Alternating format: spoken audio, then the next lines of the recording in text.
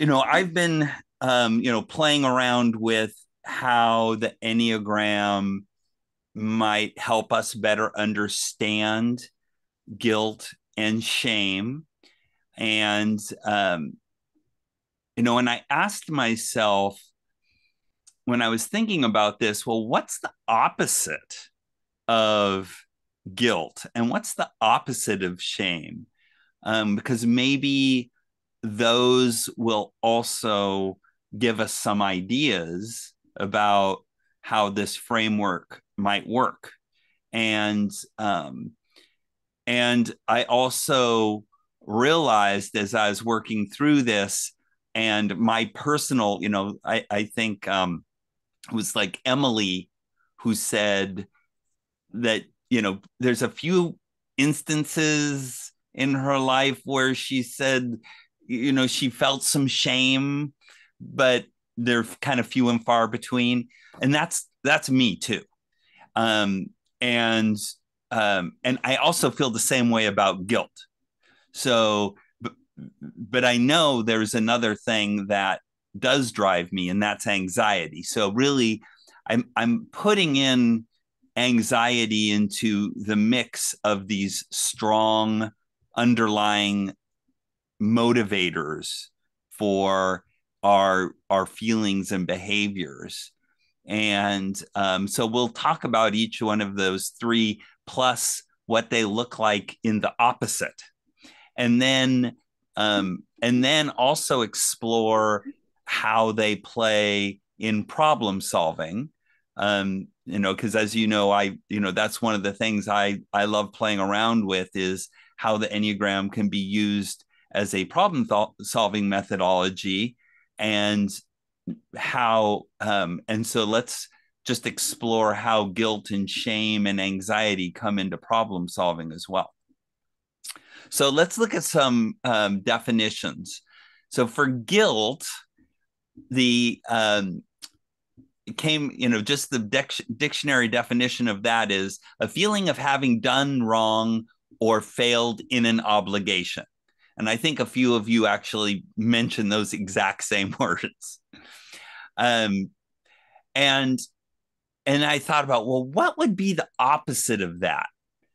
And where I landed on was pride would be the opposite of guilt, which is a feeling of deep pleasure or satisfaction derived from something you've done.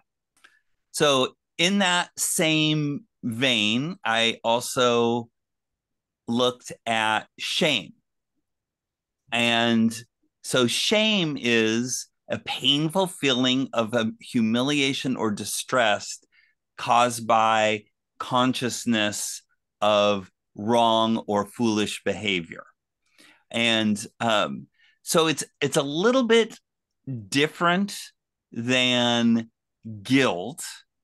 Um, Guilt seems to be mostly from like an inner sense of having done something wrong, where shame, and I don't know that they've captured this very well in this definition, but it seems to be more around um, the, the how the world perceives what you've done.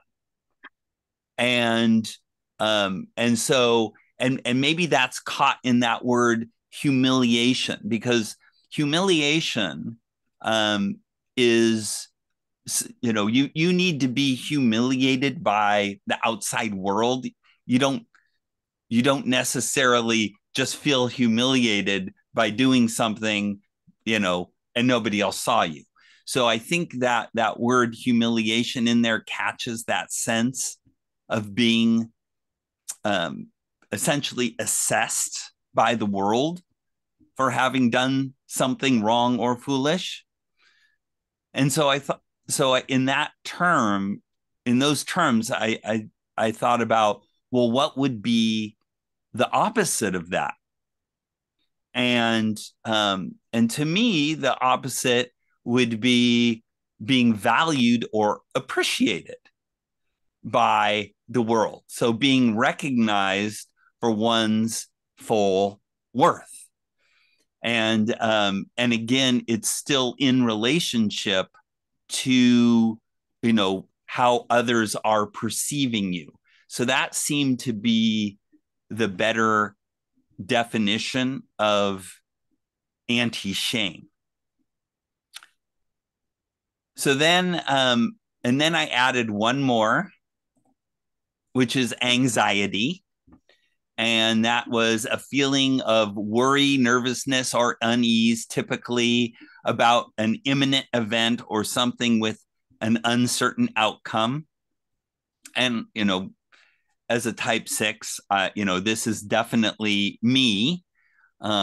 It doesn't even have to be an imminent event. It could be about anything. It could be about something far in the future, and I'll still worry about it. So what is the word for anti-anxiety? And there is a word for it. It's a word I'd never heard of, but it's ataraxia. Is anti-anxiety, and this is a Greek term, and some ancient Greek philosopher thought that this was the state to pursue, which is a state of serene calmness. So that seems like a pretty good definition of anti-anxiety. So any thoughts or comments on this so far before we go on?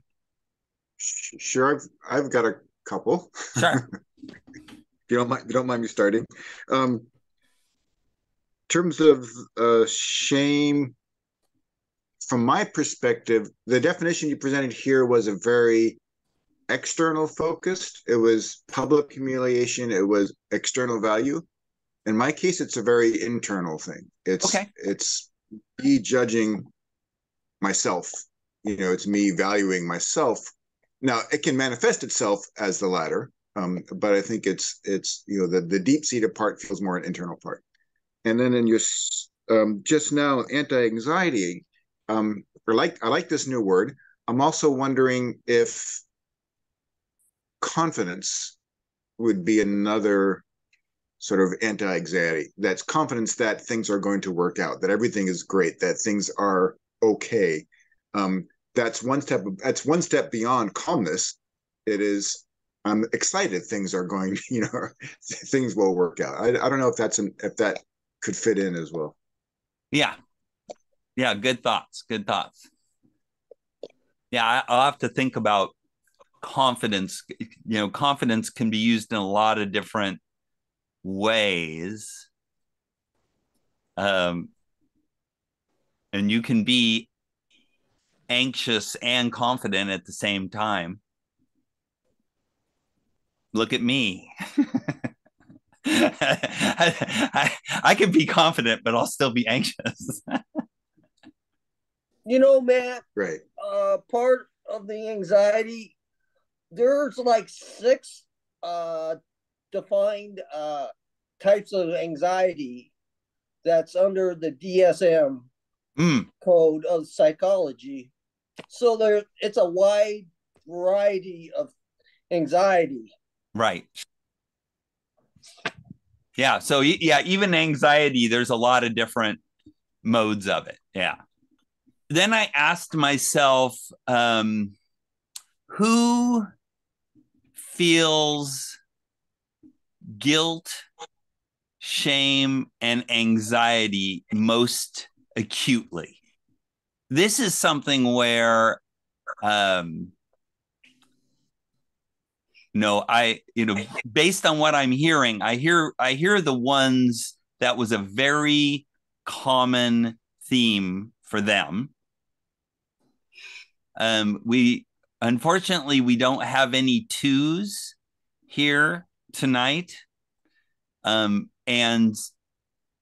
I've had conversations with 2s, and they tend to tell me that they really don't feel shame, which is curious. But they're so focused on helping other people. So where's the shame in that? Where is the shame if like I am totally focused on helping you? Why should I feel shame? That's kind of the feeling I was getting from them. But why is it that they're so focused on helping other people all the time? Is it because of that? It's almost like that is anti-shame, in that it's driving them to avoid that feeling of shame. For anxiety, I would definitely put the 6 in the category of, the 3 head types, the 5, 6, and 7, the one that probably feels feels anxiety the most. And assuming that it is these 3, the interesting thing about these 3 is that they're the members of the same temperament triad, that it's kind of the pessimist triad, the 1, 2, and 6. And so that was kind of the thought. And then in that same vein, I was thinking that the anti-shame people might be the optimists, the 3, the 7, and the 8, who are most pursuing pride, recognition, and happiness. So I'll stop here, and I wanted to ask the 8s about whether they felt that pride, Roger, you mentioned that it was never, like doing enough. You felt like you needed to do more. Is that, and that the underlying thing was guilt, but would you also associate that with, when you do it, a sense of pride? So yeah, one thing I would do, I would construct it a little bit different, in terms of the, I would look at it as within each triad. Let's say the 7, I mean, 8, 9, and 1 triad, which is sort of the instinctual triad. The externalized element is the ones that, it's like you said with the 2. The 2s don't necessarily feel the shame unless they really have to think about it. They have to sort of come to this process. I think the 8s are the same way around guilt. We don't really think about guilt. Our first reaction is like, I don't feel guilty, and we're just, but we have to think about it. What is really driving us? And I think the ones that feel the most shame would be the 4s. The 4s would really, so I work with I would line out the triads differently, because I do think the guilt triad, the ones that sort of wrestle with the issue of guilt, would be the instinctual triads, 8, 9, and 1. The shame would be the 2, 3s, and 4s, and the anxiety would be the 5, 6, and 7s. The sevens, yeah, that's how I would probably write out. Yeah, and so and I agree with that. I think that the 8, 9, and 1 would be mostly centered on the guilt. the 2, 3s, and 4s would be centered on the shame, and then the 5, 6, and 7s would be centered on the anxiety. And and then it comes down to is there a role for both anxiety and anti-anxiety, for shame and anti-shame, for guilt and anti-guilt? And the optimists tend to see the glass half full and pursue without necessarily focusing, say, on the guilt. You're more focused on that thing that makes you not even think about guilt, which would be pride. And maybe so that's one, so that's what I was getting at there. Is it really that anti-guilt that's driving you? Is it that pursuing that sense of pride that is driving the 8 rather than just avoiding the guilt? Well, I think when you're younger, you wouldn't use this language or these words, but you're probably more driven by, or it's about a sense of pride than it is driving away from the guilt. But the two are linked. Yeah, absolutely. Yeah, I mean that I think they are linked. I just think that like you're saying, I think the optimists will be more motivated for the anti-guilt. Right. So for that reason, I would like on your second line, I would have it would be the 2s would be, to me, the optimist on that second line. Oh, really? Yeah, and the 3s would be ambiguated, and the 4s would be the pessimist. And then on the next line, I would flip the 5 and 6. Interesting. I would put the core numbers at the ambiguated parts, and the 5s, I think, have would be, it's actually it's a different, they're more pessimistic, I think, than the 6s are. The 6s feel it, but they feel, I don't know, it's yeah, that's it would be for me the straight triad dynamics. But I think the 2s, they're going out there, in a sense. Sometimes the 2s could have no shame by going forward and just going ahead and helping. That's what allows them to do that, because they, in a sense, they don't have this sense of, they're not tracking this sense of shame. Whereas most 4s I know, they're tracking definitely their actions with other people to a high degree, because of this underlying sense of shame. And so yeah, I mean, that's just how I would line out that chart. I agree with the top line, and then the next 2 I would tweak. Right. And and so I was almost going to put, and I would put, just based on what I'm hearing, especially from the 3s, I would almost put the word shame next to the 3 as them being driven by that sense, and then putting appreciation as the anti-shame, just for instance. Yeah.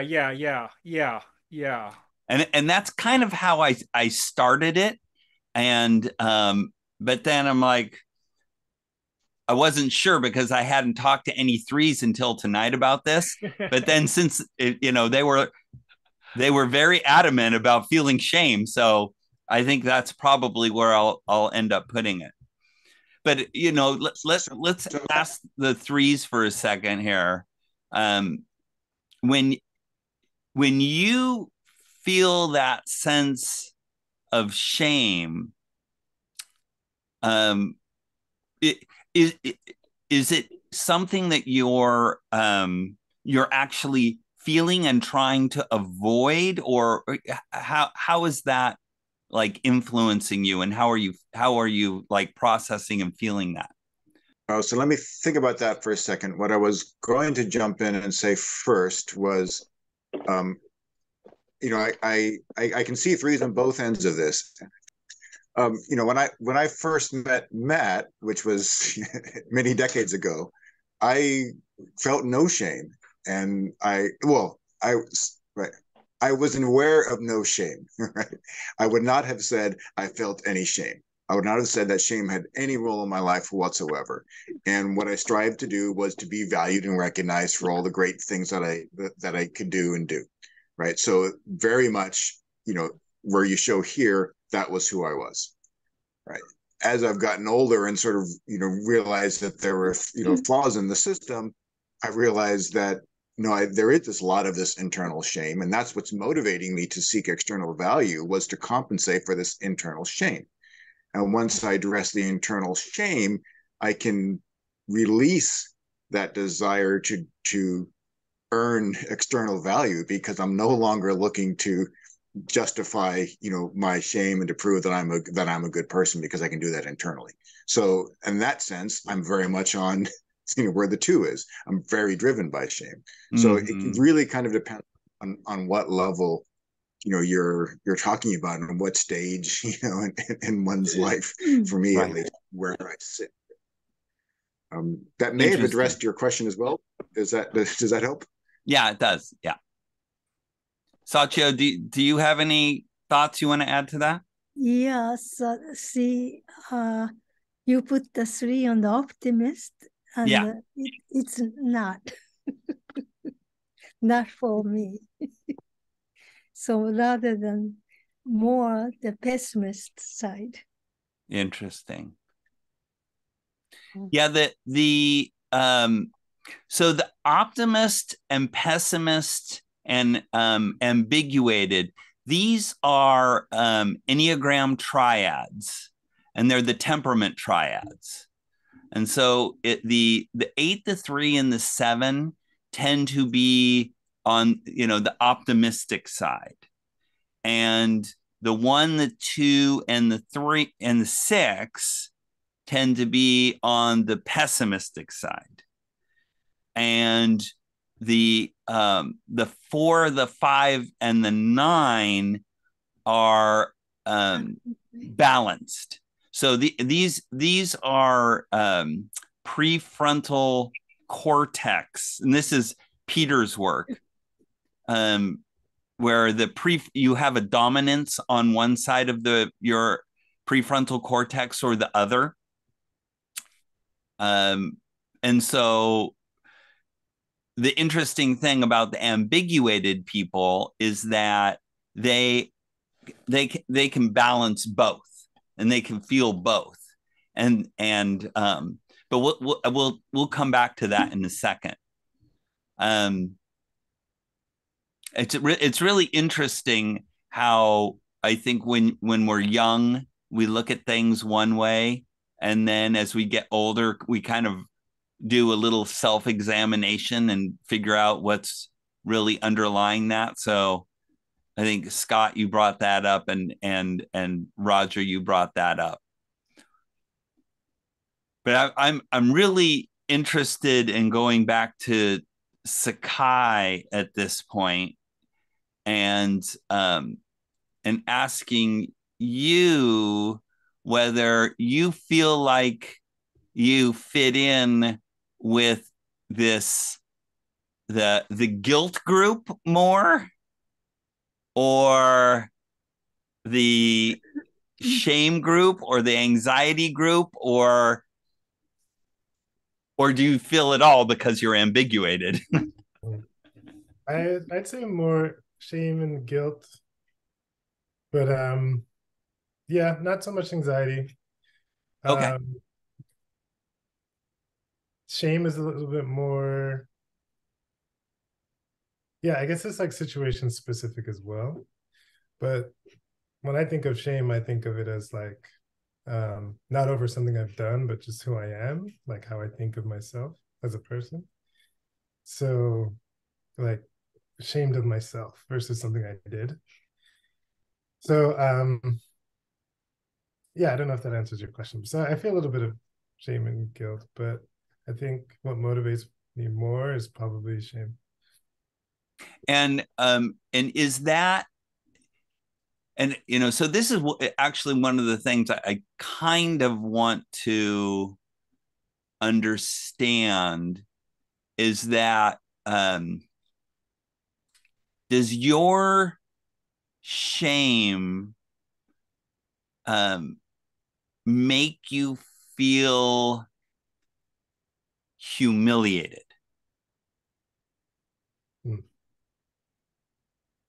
Because that's why I'm trying to distinguish between guilt and shame. Like that sense of, I should have done it because it's the right thing to do, and I'm mad at myself for not doing it. I'm calling that guilt. Versus I did something and now I feel humiliated for doing it. Yeah, for me, it's not quite humiliation, because I feel like it's personal, like nobody else would really know. But it does feel like flawed, maybe. Like there's a flaw, like some inherent flaw that I have to overcome. Okay. Like something within me that's so deep that I have to fix. Whereas guilt is more like, oh, I made a mistake, or oh, this is an easy, quick fix. But shame feels a little bit more inherent, less of an embarrass. It is definitely social. There's definitely a social aspect to it, more so. Okay. Guilt, but it doesn't quite feel like humiliation because I don't think anybody would know that's what I was experiencing. Is it something that you think that you could fix if you worked on it? Yeah, with focus and attention, yeah, for sure. Could that actually be guilt? Because it's something you can fix and you're just not fixing it. Because that's almost how we defined guilt. Is like it's that second part, failed in an obligation. You feel this thing that's wrong. You feel obligated. You feel an obligation to work on it. You just haven't done it. Yeah, I think I see shame less of an action and more of like more of an, it has more to do with less about what I do and more about like who I am. Okay. So the actions can shift it, but it still feels different. I'm not but these are good questions. I haven't thought of it in this way. These are really good questions. Well, I know, because I think we conflate guilt and shame, just like, we had a conversation about sympathy and empathy, and we tried to really like distinguish those two things. And I think this is another, guilt and shame is another area where it's, sometimes they're conflated and they're used, interchangeably even. So I'm asking these questions to just see if we can untangle that a little bit. Yeah, I think, I don't know if this helps, but I'm not even remembering where I heard it. It might be is it Brene Brown? Her definition, I think, is guilt is about what you've done and shame is for who you are. That's kind of the definition that I've kind of that I'm kind of working from. Okay. And I think it's, I'm not sure if it's Brene Brown, but it is yeah, that's something I have to look into and see. Okay. And it would be for the guilt, it's what you've done or haven't done, right? You could also be guilty, like when you know that you should have done something and you didn't do it, right? Yeah. Matt, I wanted to comment before we leave this slide. I don't know if you're planning to leave it anytime soon, but whether or not where we line out the 8, 9, or 1, 3, 4s, and 2s, or whatever, I think what is kind of helpful just on the chart for myself is when we feel guilty sometimes, or we feel shameful, or we have anxiety, we don't know where to turn to move out of that space. And to me, that what the chart does is you create an arrow from the right to the left, like when you're living sort of stuck in this place of guilt. Pride is usually a term that when I hear it, I think, oh, you don't want to be prideful, or you don't, but I could sort of see how in a way this at least gives us a general direction out of that space of guilt, is to look towards whatever our number is, driving towards the pride. If you want to move out of your guilt, or you want to move out of your shame, how do you feel valued? Or you could move towards trying to feel valued, rather than how do I move out of my shame, right? How do I move towards feeling valued and recognized, right? And it gives us a direction. And when you're really stuck in anxiety, how do you move out of that? You move towards what makes you happy. So this chart alone, if we just put arrows from the right to the left, that'd be like, oh, okay, that's helpful. Now, certain Enneagram types are probably more inclined to be in that far left space than others. But at least on this particular topic of guilt, shame, and anxiety, it provides a sort of at least a directional pathfinder, or something to that effect. Yes, I think that might be a great topic for a follow-up session, is how to move out of these spaces. And I think moving out of these spaces, like, for the 6 to move to 7, is not necessarily an easy thing to do. I think there's easier ways for 6s to get out of anxiety than to try to be like a 7. so I don't know that at least for 6 to 7, that might be a tough thing. Well, rather than seeing it as 6 moving towards the 7, for the 6 to ask the question of what makes them happy. Just so maybe that wasn't as helpful to say that there's certain numbers that are closer to those places. It's not so much trying to be like those numbers as much as just what makes a 6 happy. Right. And so I think if you're feeling guilty, then you can always ask, well, what have you been proud of? What have you done that's made you proud? Proud of yourself. And then when you're feeling shame, you can always ask, well, what have you done where people around you have really appreciated what you did? So yeah, I think those are great questions to ask people, or we can ask ourselves, when we're starting to feel that way. And then get our minds to focus not necessarily on that source of guilt or shame or anxiety, but on things that have put us in a space that's the opposite of those things. That's a really good point. Before I move on, any other thoughts or comments on this? This is Emily. I actually think instead of focusing entirely on moving in one direction, and that some are all naturally in the direction that everyone else wants to move to, I really was struck with Scott's comments about having started in one place and really done more self-reflection to recognize where there is shame. And so I think that looking at it in terms of having the fluidity to move in both directions, I think would be helpful for all the Enneagram types to say, if you're too focused on pride, how can you kind of pay attention to where there might actually be some guilt? Or if you're too focused on guilt, where can you focus more on, like I think there can be value in paying attention to all sides of each of these spectra, I would say. Right. And I think if you asked a 7 also, that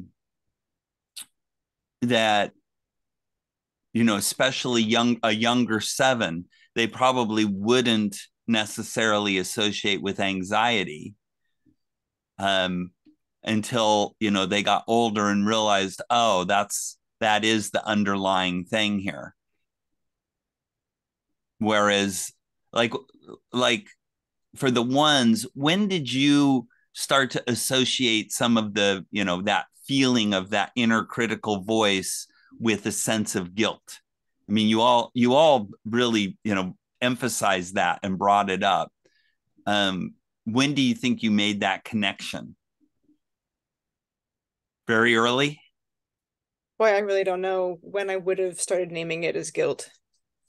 I don't have a good sense of that. How about you, Morgan? I was pretty young, in middle school. If I said something mean to someone, I'd feel really horrible about it, or I'd feel my stomach hurt, and I was like, oh, I feel so bad, I'm a bad person. So then it was oh, so I shouldn't do those things, so I don't feel that way. Right.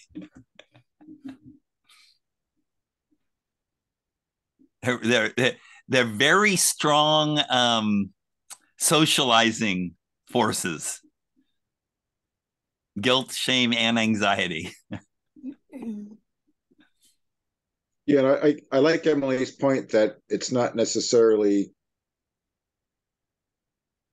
I don't want to use the word good, but I will, because I can't think of a better word to use, to be in any one particular corner edge of this diagram, because there's value and benefit all around it, right? So it isn't like if you're on the right, you're trying to get to the left. I like the thought of, if you're always focusing on the left, it's good to get in touch with the energy you have that's on the right, and maybe even up and down. I haven't thought about that, but clearly left and right, I think there's value in. Right.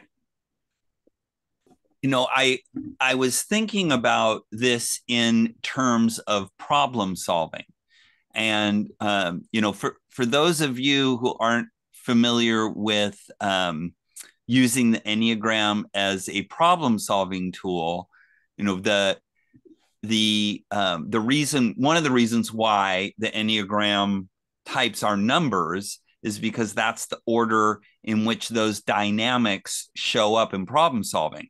So for instance, what's the first step in problem solving? Hey, that's not right. It shouldn't be like that. It should be like this. And that's kind of the dynamic of the type 1, who is highly aware when things aren't right and is alert to that, and then wanting to go in and correct it.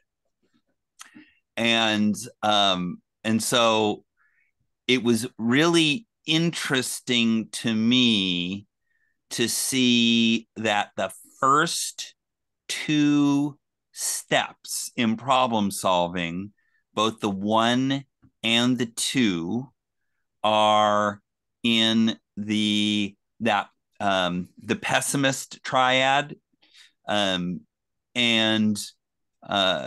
the glass half full or half empty triad, so to speak, and how those, that strong sense of guilt with the one is driving that first step, and how that drive to help, which I think is shame avoidance, is that second step, and how it's, predominantly those two that show up first. So I've been, for the last about year and a half, I've been working on the climate crisis. So I've kind of jumped in with both feet and immersed myself in groups that are working on the climate crisis. Now, the climate crisis to me is one of the biggest problems that humanity faces. So it's a great lab to see how people are responding to solving this problem. And what I've noticed in, working in this area for, the last 18 months or so, the people who consistently show up are ones, twos, and sixes. They've kind of formed the base of the people who are showing up. So, okay, well, I get it. Ones, they're kind of the first ones. They're going to be alert to the problem and show up. And twos are going to want to help, so they're going to show up. But why the six? And it occurred to me that, when the six gets stressed out, they move towards the direction of the three dynamic. And so they're kind of showing up in that anxious state as a, kind of, exuding that three dynamic of, wanting to get stuff done and wanting to solve the problem.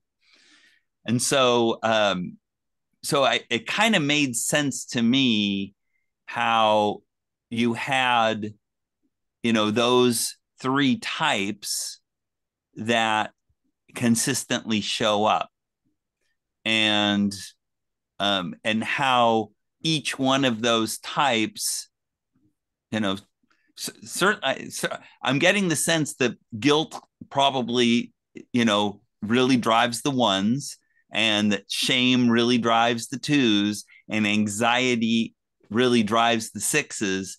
And so you have these really three strong drivers, these three aspects of feelings that are compelling this group to show up.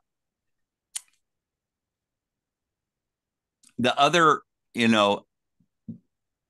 interesting thing about it is you get an internal dynamic, which is the one, the suppressed anger type. And then you get the external dynamic of the two, or excuse me, it's internal for the one, external for the two, and then suppressed for the six. So you also get those three dynamics showing up with this particular set of three. So I put a picture of a very old Prius, because I imagine that the first Prius drivers were probably type ones. So then who shows up later? And the types that tend to not show up as much are the threes, the sevens, and the eights. And I think that they're not, like they'll show up maybe not in a Prius, but maybe now that it's cool to drive a Tesla, you'll see the threes, the sevens, and the eights show up in a Tesla. But in terms of just, engaging consistently and working on the problem, I don't see as many threes and sevens and eights interested in working on that problem. And I'm guessing it's because, the three needs to see, a path to success and recognition. And the seven needs to see a path to fun and happiness.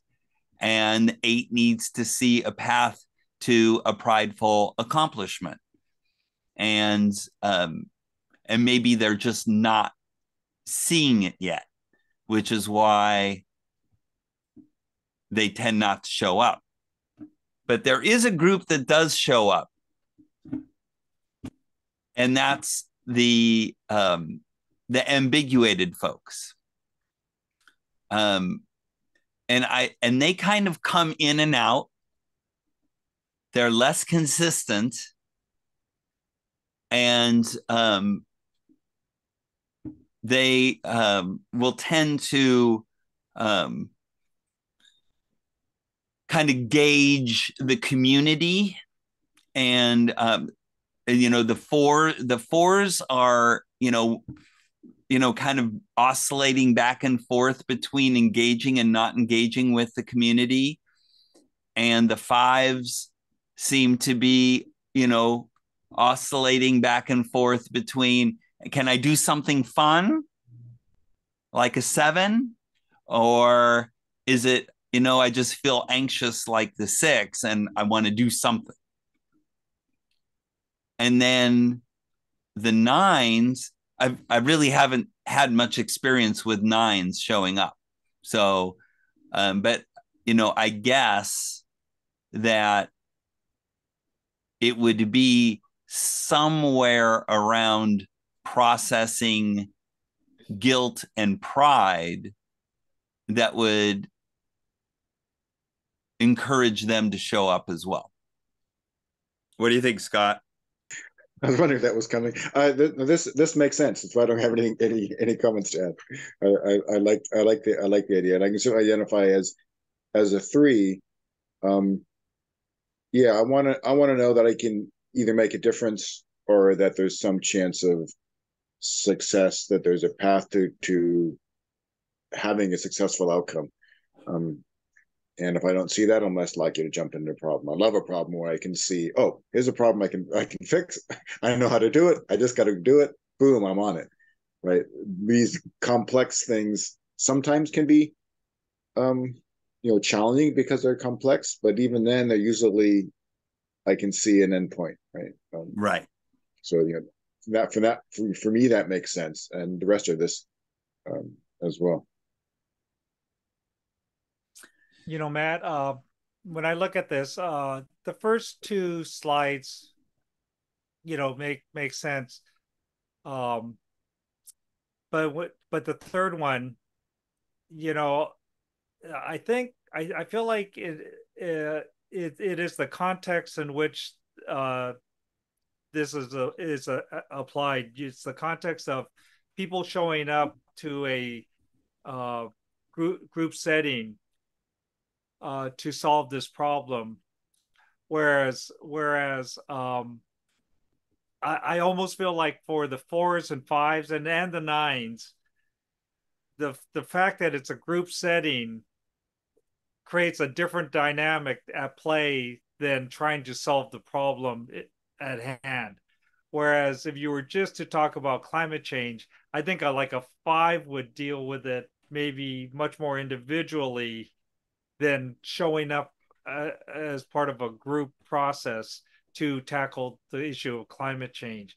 Whereas, in the 4, I think maybe that might be true too, or the type of events that they go to, might be different than, and then again, for the 9, it's a question of like, what type of group is it? I mean, is there a lot of cohesiveness, or is there a lot of contention in that process? So I don't know if I would lay out the 4, 5, and 9.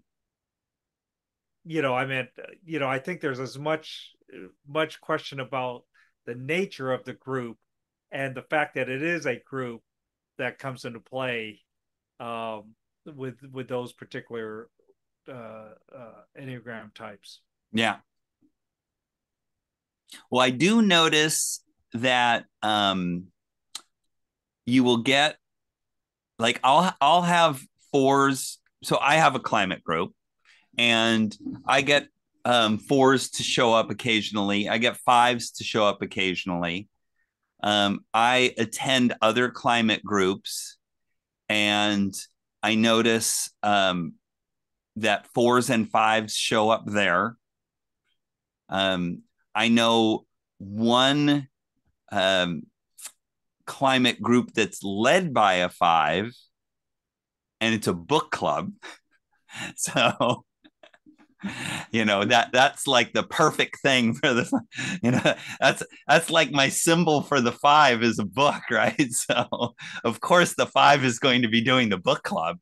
To me, the interesting thing about the 4s, the 5s, and the 9s, and I think this is just the pattern with humanity in general, is our brain wants to minimize energy. And so for instance, I'm right-handed, so I do not have to expend any energy at all. When I go to write something, I just pick up the pen with my right hand and I start writing. And it was a very minimal energy decision for me to do that. And left-handed people are the same. But, ambidextrous people, it's not quite as easy for them. They actually have to expend some energy and figure out, my wife, Helen, right? When she was learning to play hockey, she needed to figure out, do I hold the stick this way or do I hold it this way? And she had to practice both ways to figure out what was the right way for her. It was, for me, it would have been, I wouldn't have had to think at all because I'm right-handed. It's just done. When she was learning to play golf, she had to get some left-handed clubs. She had to get some right-handed clubs. She had to take swings and practice with both. And then she talked to a coach, and he looked at her swing and he said, you know what, you should probably, swing left-handed. So it took energy for her to get there because, her motor cortex is ambiguated. It's not right dominant or left dominant. Well, it's the same thing, with our prefrontal cortex, right? So my prefrontal cortex is, I'm going to be highly sensitive to danger, and I am just going to be on the alert for that. That's just kind of what my brain is wired to do. Whereas the 7, is the opposite. They are wired to look for fun, and they are going to be pursuing that. And that's kind of hardwired into their brain. But the 5 is ambiguated. And so they have to make a decision. They'll have to look at, do I want to do what the 7's doing? Or do I want to do what the 6 is doing? Right. And I think oftentimes, it's a lot funner to do what 7's doing than what the 6 is doing. So they may end up going and doing what the seven's doing. If the six is like stressed over some problem. And I think it's the same way with all the ambiguated types, because they have to make a decision, of, am I trying to focus on not feeling guilty, or am I focusing on working on my game, so I can, be, have pride of what I've done. And then we also see this in politics too, right? There's the group on the left and there's the group on the right, and they're pretty much locked in. And then you have this ambiguated middle that is persuadable, and it's just really comes down to, which of those narratives, the right or the left, are going to be more compelling for these persuadables in the middle to follow. I think that's all I have for my slides. Thank you so much.